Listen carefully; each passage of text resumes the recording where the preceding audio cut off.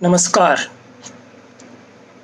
मेरे पिता आचार्य गोकुल प्रसाद त्रिपाठी के जन्म शताब्दी वर्ष के उपलक्ष्य में आयोजित व्याख्यान माला में यह चौथा व्याख्यान है। इसमें हम उनकी अध्यात्म यात्रा पर चर्चा करेंगे। पिछले 3 व्याख्यानों में उनकी संस्कृत कविताओं और उर्दू शायरी पर हमने चर्चा की। एक चौथा पक्ष है हिंदी कविता, संस्कृत कविता और उर्दू कविता के बाद उनकी साहित्य यात्रा, उनकी जीवन यात्रा का, वह उनकी अध्यात्म साधना है। इस अध्यात्म साधना का और अध्यात्म यात्रा का परिचय हम उनके भजनों या गीतों में पाते हैं। वे एक संत कवि हैं। संत कवि श्री त्रिपाठी जी ने अपनी अंतरंग अनुभूतियों को अपने गीतों में व्यक्त किया है। उनके कुछ गीतों की जो बहुत पुरानी रिकॉर्डिंग हमारे पास है, लगभग 40-45 वर्ष पहले वह रिकॉर्डिंग की गई। उसमें उन्हीं के स्वर में हम प्रयास करेंगे कि उनकी आध्यात्मिक अनुभूतियों की वानगी भी प्रस्तुत की जाए। बहुत पुरानी रिकॉर्डिंग होने से हो सकता है कि आवाज़ बहुत साफ न सुनाई दे, पर मैं समझता हूँ कि आवाज़ के पीछे जो व्यक्ति है उसकी पहचान हम उसके स्वर से कर सकेंगे, हम उसकी अभिप्साओं को समझ सकेंगे। इसमें तो कोई संदेह नहीं कि आधुनिक सभ्यता की अंधी दौड़ में अध्यात्म भाव, जिसमें हम अपने स्वभाव को पाते हैं, जो हमारा अंतिम गंतव्य है, अपने अंतिम अरण्य तक हम पहुंचते हैं, और जो आधुनिक सभ्यता की विभीषिका और मृग मरीचिका है, उसमें यह अध्यात्म भाव कहीं गुम हो गया है। आचार्य त्रिपाठी जैसे विरले लोग इस दौड़ से अलग रहकर अध्यात्म मार्ग के पथिक बन पाते हैं। अध्यात्म के पथ का पथिक अपने भीतर ईश्वर की झलक देखता है और उसी की प्रतिच्छवि वह बाहर के संसार में भी देखता है। जितने रूप हैं उनमें अरूप समाया हुआ उसे लगता है। निराकार साकार होना चाहता है, उसको साकार होते हुए भी वह देखता है, और साकार से फिर निराकार में वह रमता है। यह अध्यात्म साधना के कई पड़ाव एक साधक की यात्रा में आते हैं। ऐसे ही साधक भक्त कवि त्रिपाठी जी अपने गीत में कहते हैं, सब रूप हैं तुम्हारे सुंदर जहान सारा, हर रूप में तुम्हारा सौंदर्य प्राण सारा। संसार में जितने भी रूप हैं सभी में ईश्वर की छवियाँ यदि दिखाई देती हैं तो सारा जहान, सारा विश्व सुंदर ही दिखाई देता है। तो सौंदर्य प्राण बिखरा हुआ लगता है।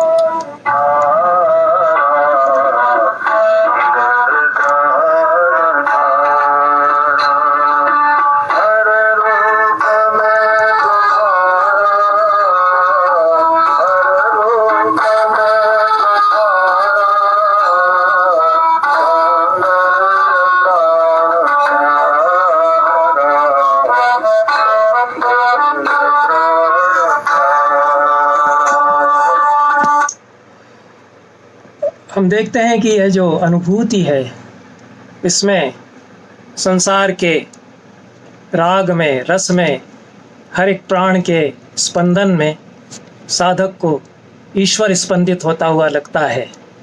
वीरान में, सुनसान में, सन्नाटे में ईश्वर के ही स्वर वह सुनता है। वनों में, हर फूल में, हर पत्ते में ईश्वर की जगमगाती हुई छवियाँ उसे दिखने लगती हैं। कलियों के खिलने में ईश्वर की मुस्कान उसे नज़र आती है। झरनों के झरझर बहने में ईश्वर का ही गान वह सुनता है।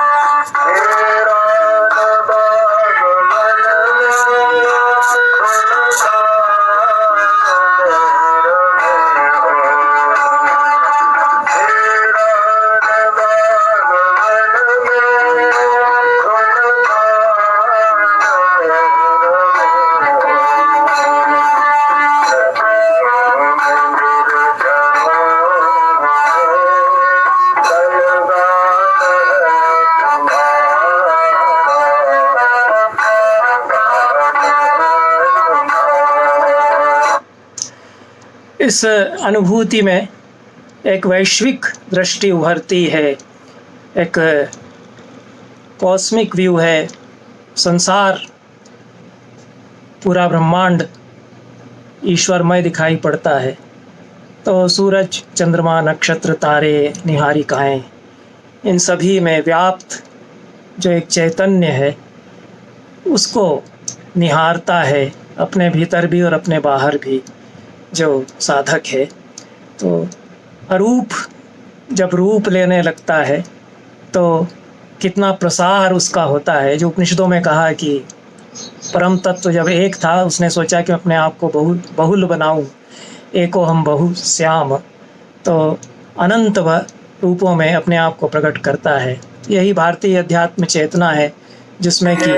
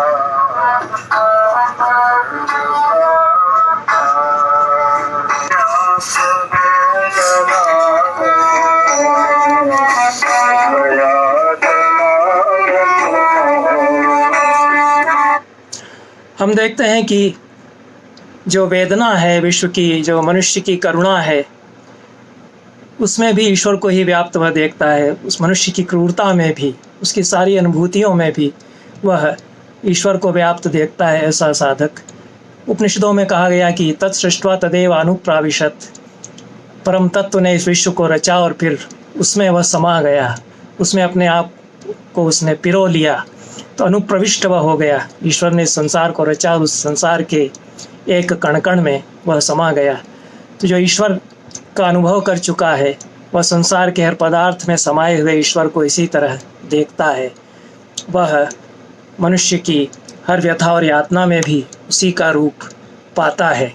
श्रीमद् भागवत में कहा गया कि देवता भी इस धरती पर उतरकर धन्य होते हैं क्योंकि वे मनुष्य के अनुभव से गुजरना चाहते हैं। तो यही ईश्वर का मनुष्य होना, इसको उन्होंने अपने गीतों में अभिव्यक्ति दी।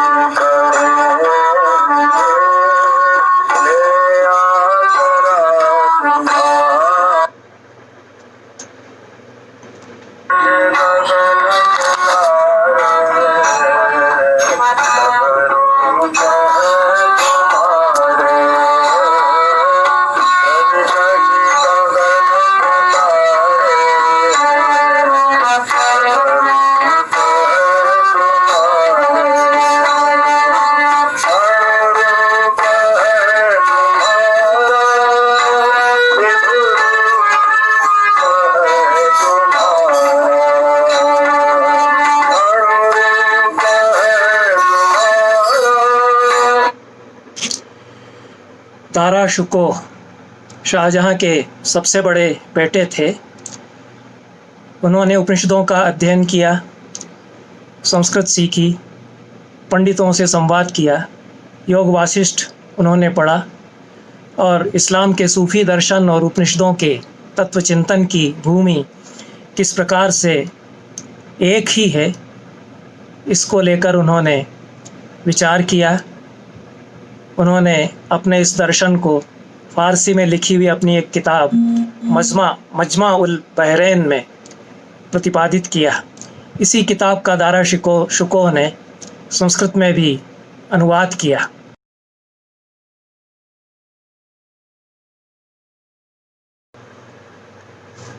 उन्होंने समुद्र संगम नाम से मजमा उल बहरैन का अनुवाद किया। उसका पहला ही श्लोक है, प्रतिवेशी प्रवासी च सहगः सर्व एव सः पटच्चरे दरिद्रस्य क्षौमे राज्ञः स सर्वतः। ईश्वर हमारा प्रतिवेशी, हमारे पड़ोस में वह मौजूद है, सवासी वह है, हमारा सहवासी है, हमारे साथ वह रह रहा है। और सहगः सर्व एव सः, सबके साथ वह यात्रा कर रहा है, सबके साथ वह चल रहा है। दरिद्र के चिथड़ों में भी और राजा के रेशमी कपड़ों में भी वह रहता है, बसा हुआ है। तो दारा शिकोह ने जो बात कही उसको संत कवि त्रिपाठी जी ने बहुत मार्मिक अभिव्यक्ति दी है अपने इस गीत रचना में। वह कहते हैं कि घट घट में रमने वाले है ईश्वर, तुम आँखों की पुतली में समाये हुए हो, आँखों की पुतली के पास तुम हो, फिर भी आंखें तुम्हें देख नहीं पा रही हैं।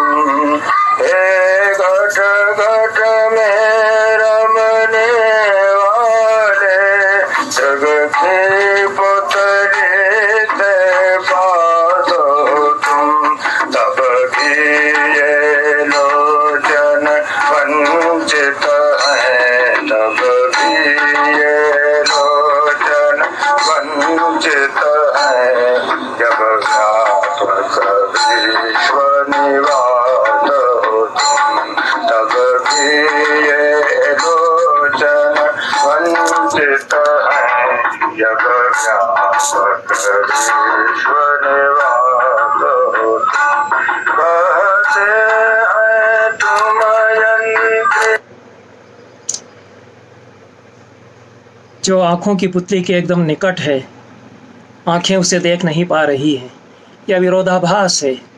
तो यह जो हमारी जीवन यात्रा है, इसमें इस प्रकार के विरोधाभास आते हैं, इनसे पार साधक पाता है। लेकिन कभी कभी एक झलक जो वह परम तत्व की, ईश्वर की पा लेता है, वह उसे रूपांतरित कर देती है। उसके बाद फिर कुछ भी देखने को शेष नहीं रह जाता है, कुछ भी पाने को शेष नहीं रह जाता है। घट में रमे हुए ईश्वर को वह देखता है, तो उसकी कामना यही रह जाती है कि जी भर करके दर्शन कर सके ईश्वर के, और सारी आकांक्षाएं अपनी वह उसी में पा सके, प्राप्त कर सके।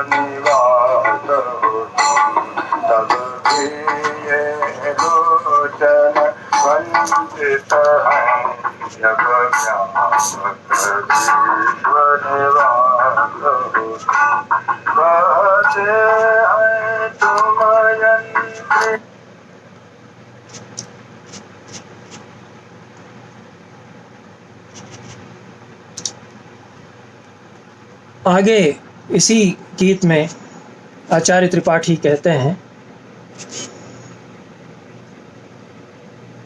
छवि सागर जी भर दर्शन कर, नाच तुम्हारा नाचूंगा, बस इतना मुझको मिल जाए, फिर और नहीं कुछ याचूंगा। केवल एक झलक पाना ही पर्याप्त होता है। वंचित है तब भी ये लोचन वंचित सागर ही भर दर्शन कर, सब नाच तुम्हारा नाचूंगा। जब सागर ही भर दर्शन कर, तब नाच तुम्हारा नाचूंगा। बस इतना मुझको मिल जाए, तब और कुछ जाए। बस इतना मुझको मिल जाए, कुछ जाए। श्रीमद् भागवत में आचार्य त्रिपाठी रमे हुए थे और प्रहलाद जिस प्रकार से भक्ति करते हैं और ईश्वरमय हो जाते हैं, उस ईश्वरमय होने के पहले एक प्रकार की आतुरता है ईश्वर से सानिध्य पाने के लिए। उसकी अभिव्यक्ति भागवत में इस प्रकार की गई है। अजात पक्षा इव मातरम खगाः स्तन्यम यथा वत्सतराः क्षुधार्ताः प्रियं प्रियेव व्युषितं विषण्णा मनोरविंदाक्ष तित्रक्षते त्वाम। जैसे बिना पंखों के चूजे अपनी माँ को देखना चाहते हैं, जैसे भूख से व्याकुल बछड़े दूध के लिए अकुलाते हैं, जैसे विषादग्रस्त वियोगिनी प्रिया प्रवास पर गए अपने प्रिय को पाना चाहती है, उसी तरह से हे अरविंदाक्ष, हे कमल नयन, यह मन तुम्हें देखना चाहता है। इस प्रकार के ही भावों को उन्होंने इस गीत में अभिव्यक्त किया है, जिसमें वो कहते हैं और जितने भी नाम ईश्वर के हैं अलग अलग धर्मों में, वो सब वास्तव में एक ही तत्व के रूप हैं, चाहे राम हो या रहीम हो।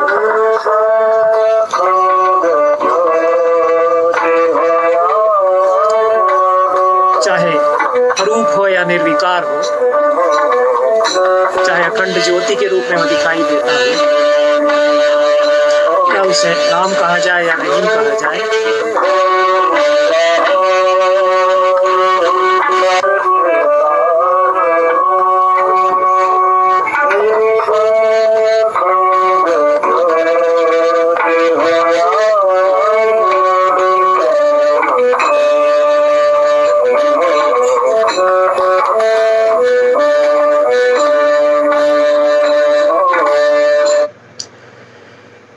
उसके लिए एक विकल्प पुकार चित्त में एक आक्रंदन चलता रहता है और यह अनुभव होता है कि सौंदर्य शक्तिशील और त्रिवेणी की जो धारा है वह कहीं है, उस तक मुझे पहुंचना है।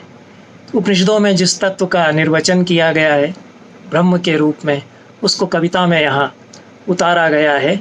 सौंदर्यशील शक्ति की त्रिवेणी की धारा किस प्रकार से चित्त में बहे, इसकी कामना की गई है।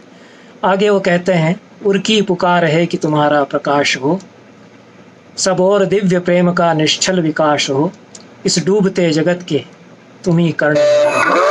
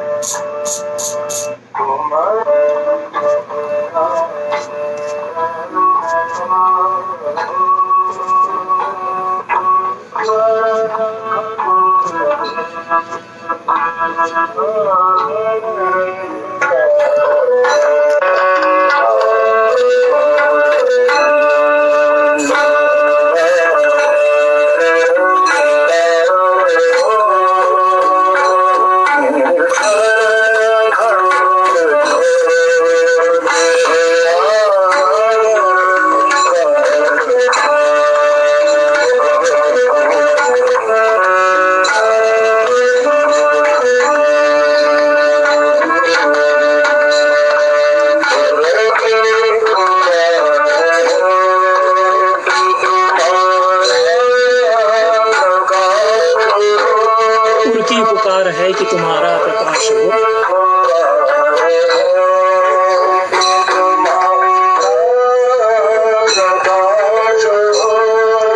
सब और दिव्य प्रेम का निश्चल विकास हो।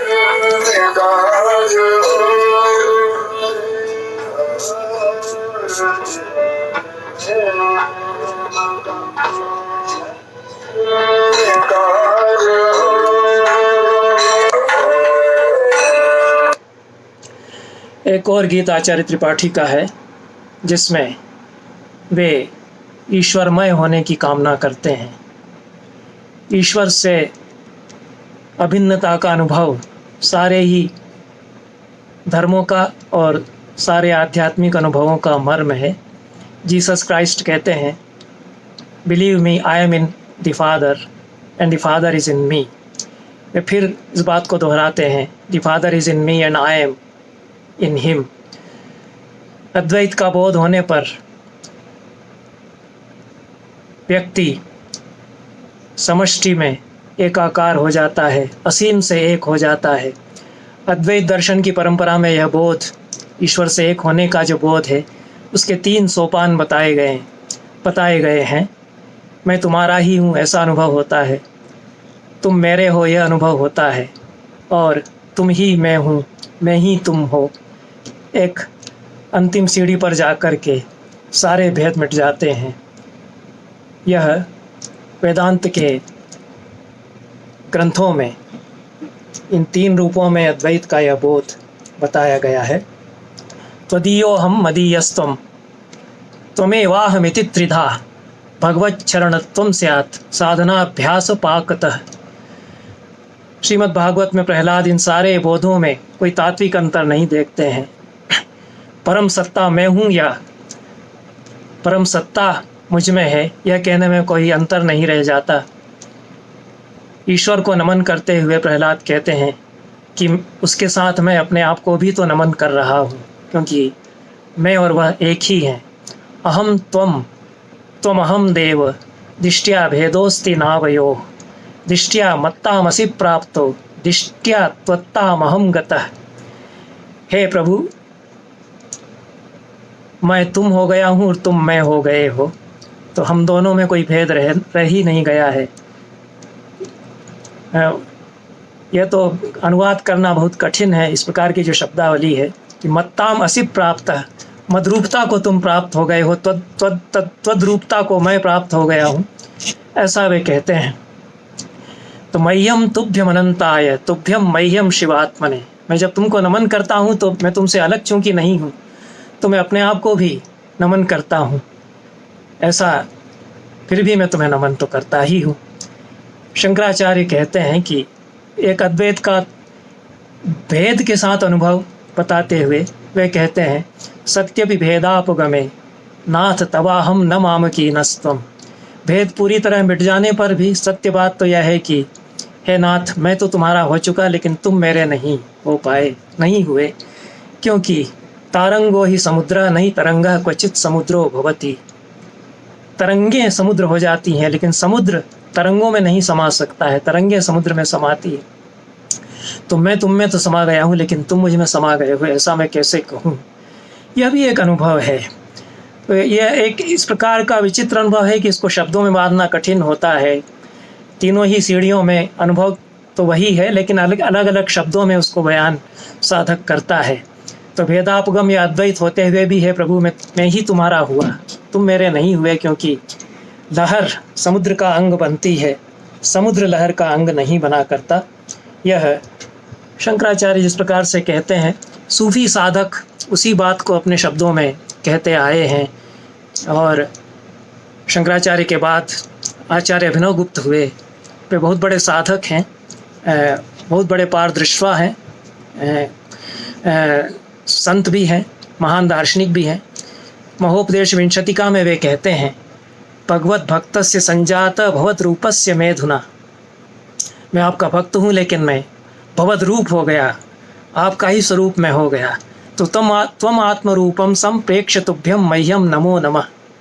मैं आत्मरूप हो गया, मैं भगवत रूप यदि हो गया तो आपको नमस्कार करता हूँ, उसमें मैं अपने आप को भी नमन करता हूँ। मैं भक्त था तुम्हारा, अब मैं तुम्हारा रूप हूँ, तुम मेरे रूप हो गए। तुम्हें देख देख कर मैं नमन करता हूँ तुमको, मैं नमन करता हूँ स्वयं को।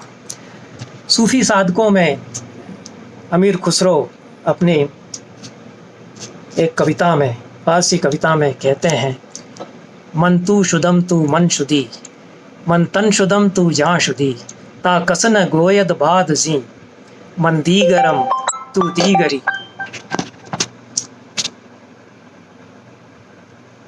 वे कहते हैं कि मैं तू हो गया, तू मैं हो गया, मेरा रूप मेरा मन तेरा तन और तेरा मन हो गया। अब लोग यह झूठ कहना छोड़ दें कि तुम दीगर हो और मैं दीगर हूँ, या मैं तुमसे अलग हूँ और तुम मुझसे अलग हो। संत कवि त्रिपाठी जी इन्हीं भावों को अपने शब्दों में अलग प्रकार से व्यक्त करते हैं। वे कहते हैं कि याद सदा ही रहे तुम्हारी, मन में मोह न छाए, जग के सुख दुख मिटे रहे मिटे या चिंता नहीं सताए। और जो कुछ हो प्रारब्ध मिले, पर मन तुम में रम जाए, मैं खो जाऊं तुम मिल जाओ, तुम ही तुम रह जाओ।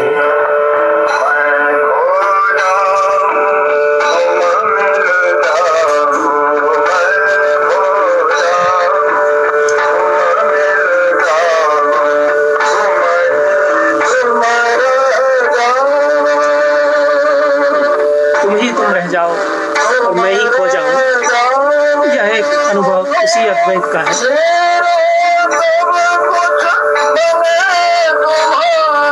मेरा सब कुछ बने तुम्हारा।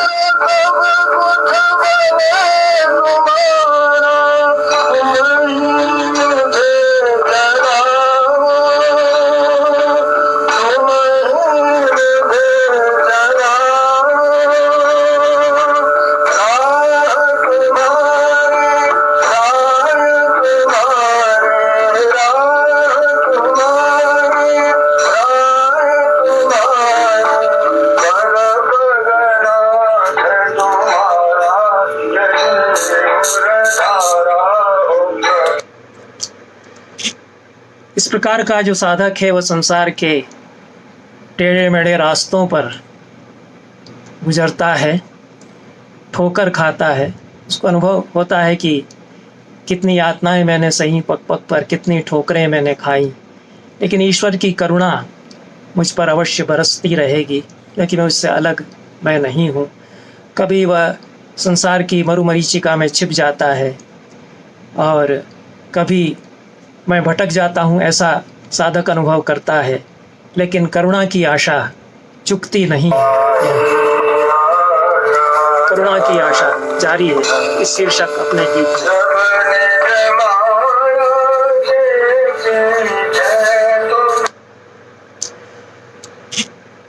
ऐसा साधक जगत के मोह से ऊपर उठना चाहता है।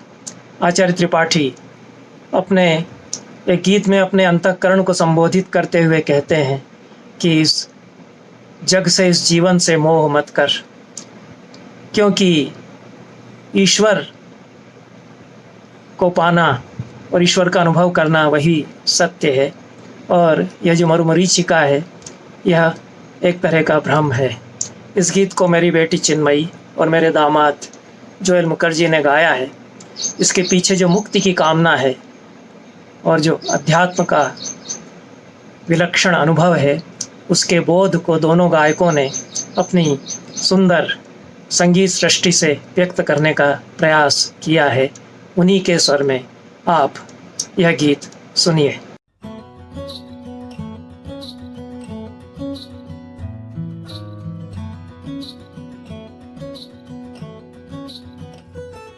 मनमोहन कर जग जीवन से ये तन मन बंधन है।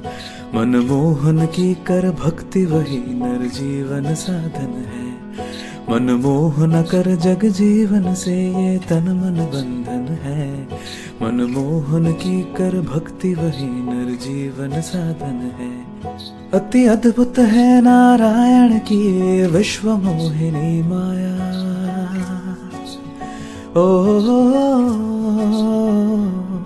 अति अद्भुत है नारायण की विश्व मोहिनी माया। पर सच तो ये है कण कण में नारायण ही छाया। माया हर की ही छाया है, ये याद परम धन है। माया हर की ही छाया है, ये याद परम धन है। मनमोहन कर जग जीवन से ये तन मन बंधन है। मनमोहन की कर भक्ति वही नर जीवन साधन है। मनमोहन कर जग जीवन से ये तन मन बंधन है। मनमोहन की कर भक्ति वही नर जीवन साधन है।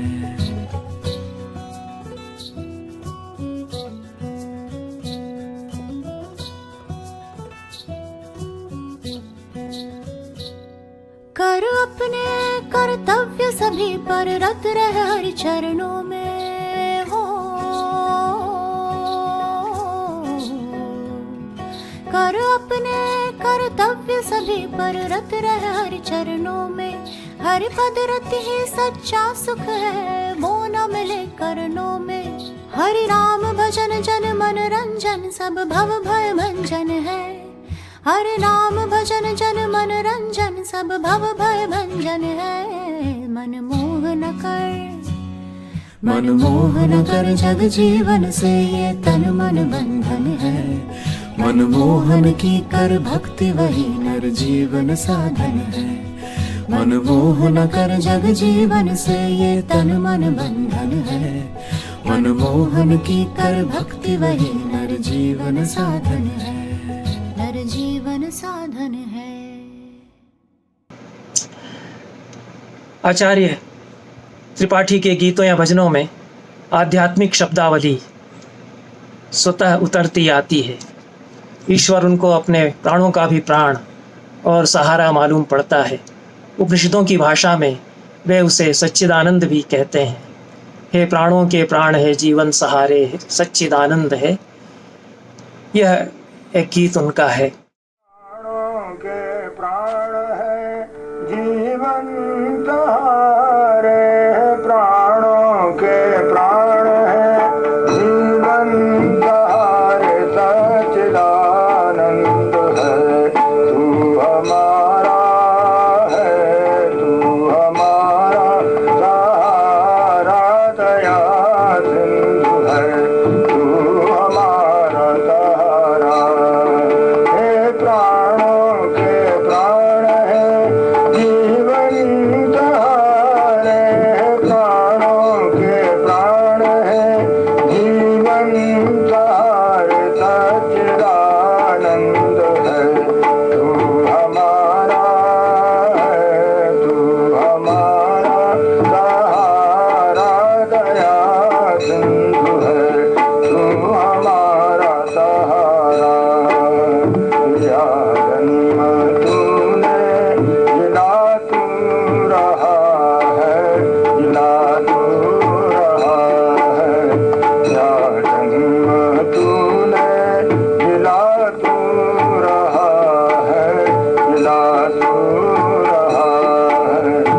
भलया को भल जो मिला तू रहा है, मिला तू रहा है। सुधाया गरल जो मिला तू रहा है, मिला तू रहा है। हमें दुख या सुख दिला तू रहा है, दिला तू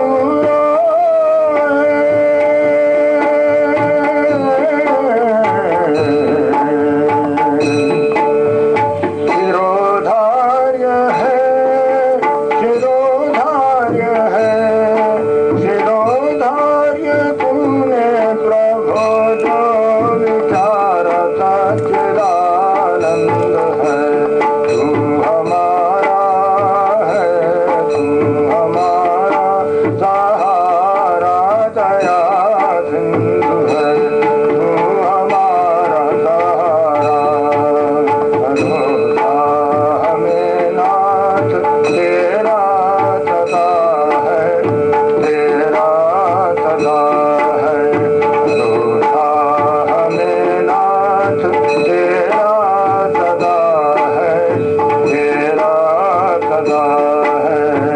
निराश राही हमें सर्वदा है, हमें सर्वदा है। बनाया बुरा भाग्य में जो बदा है, जो भी बदा है। ये तो संपदा खूब यापदा है, यापदा है।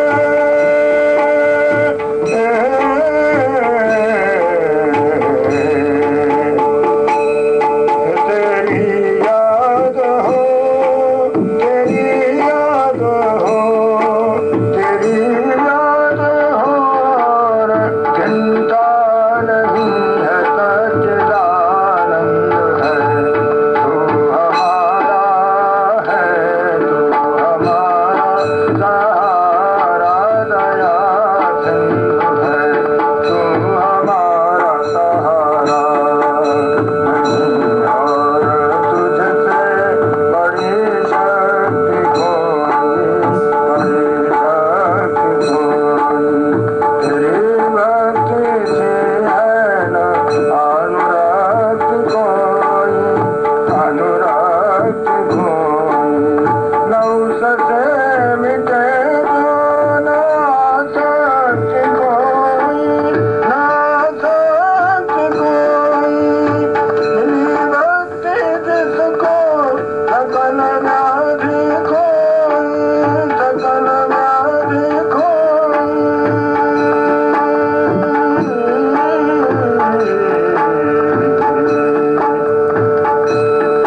वही चाहिए, वही चाहिए, वही चाहिए। भक्ति कल्याणकारी सच्चिदानंद। तो इसमें उपनिषदों में जो सच्चित आनंदमय ईश्वर को कहा गया, परम तत्व को कहा गया, उसकी शब्दावली उतर करके आती है। एक और गीत उनका इसी प्रकार का है, जिसमें एक आह्वान है साधक के लिए। साधक अपने आप से कहता है या दूसरे साधकों को संबोधित करते हुए कहता है कि सच्चिदानंद रूप होकर के हमें जीना है, और उस सच्चिदानंद रूपता में सब कुछ प्रेममय प्रतीत होता है। प्रेम का पीयूष एक तरह से हम पी रहे हैं, ऐसा लगता है। तो जो अनंत का अनुभव है उसमें फिर कोई कमी नहीं रह जाती, कोई कसर नहीं रह जाती, सारे बंधन टूट जाते हैं, कोई बाधा नहीं रह जाती, निर्भय व्यक्ति हो जाता है। तो निर्गुण के गीत गाने वाला निर्भय हो जाता है, अनंत के संसार में वह रमता है। तो न कोई कमी है, न कोई कसर है, न बंधन है, न बाधा, नहीं कोई डर है। बताते यही ग्रंथ संतादि सारे, सभी द्वंद्व दुख हैं स्वयं कृत हमारे, अहम के बिना ये नहीं रहने वाले, जियो सच्चिदानंद बन जीने वाले। इस गीत को भी चिन्मयी त्रिपाठी और जोएल मुखर्जी ने बहुत ही बढ़िया संगीत में बांधा है, और उसमें जो अनुभव है वह उनके संगीत में उतरता है। उनके स्वरों में यह गीत हम सुने, और इसके साथ ही इस व्याख्यान की समाप्ति हम करते हैं।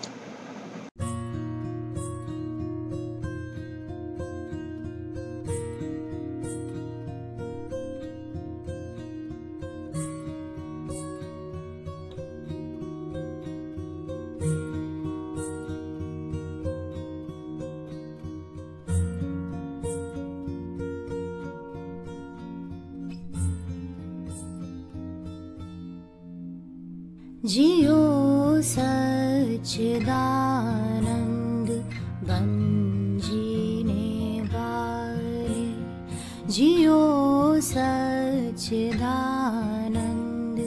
बन जीने वाले, पियो प्रेम पीयूष ऐ पीने वाले, पियो प्रेम पीयूष ऐ पीने वाले, जियो सच्चिदानंद बन जीने वाले, जियो सच्चिदानंद बन जीने वाले।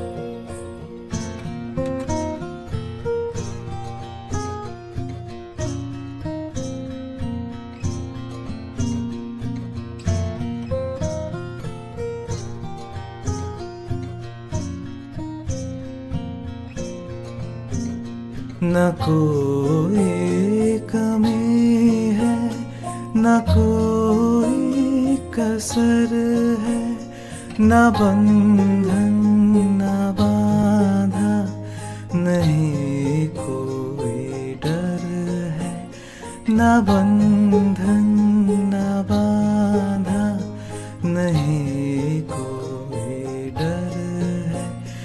उन्हें जो शरण इश्क़ लेने वाले, उन्हें जो शरण इश्क़ लेने वाले, जियो सच्चिदानंद बन जीने वाले, जियो सच्चिदानंद बन जीने वाले।